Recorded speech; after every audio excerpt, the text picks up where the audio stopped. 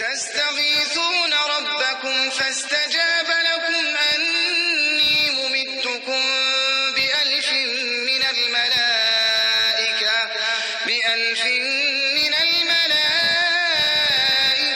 مردفين.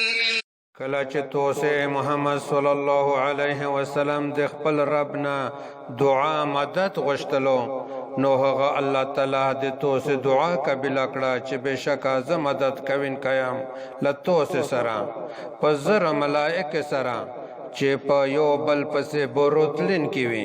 وما جعله الله إلا بشرى ولتطمئن به قلوبكم وما النصر إلا من عند الله إن الله عزيز حكيم.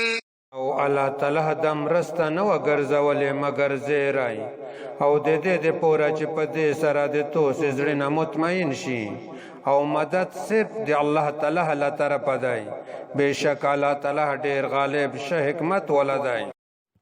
إذ يغشيكم النعاس أمنة منه وينزل عليكم من السماء ماء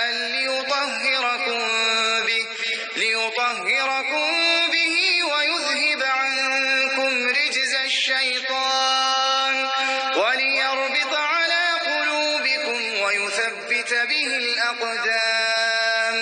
کله چې هغه الله تعالی په توسه باندې د خپل طرف نه پرکلی اچولا د امن د پورا او په توسه باندې لاسمونه یا بنزلولې د دې د پورا چې توسه په دې سره شپو کی او له توسه نه د شیطان پلیتی لري کی او د دې د پورا چې توسه زړه نه مضبوط کی او په دې سره د توسه قدمونه کلک کی.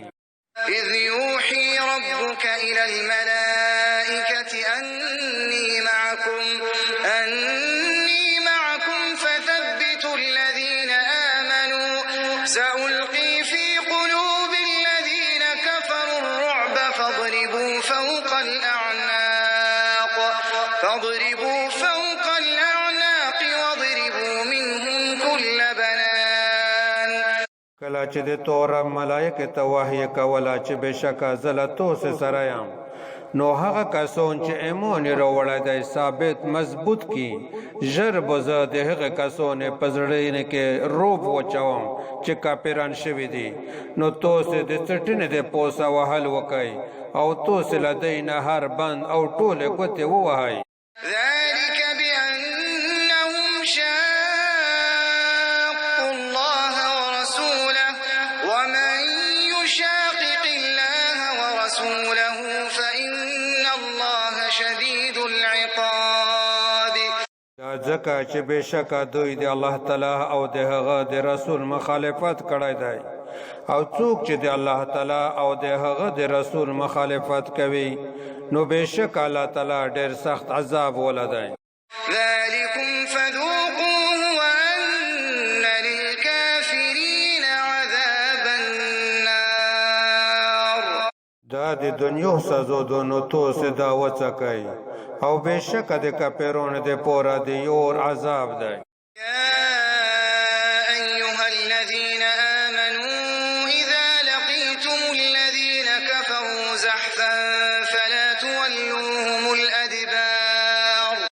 د ایمان خويندونه کله چې توسه د کافرونو سره مخامخ شي چې د لشکر په شکل وای نو توسه هغه تخپل شګونه ما وراړوي.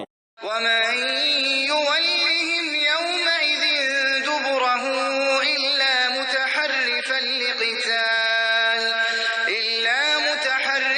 لقتال أو متحيزا إلى فئة فقد باء بغضب من الله ومأواه جهنم وبئس المصير.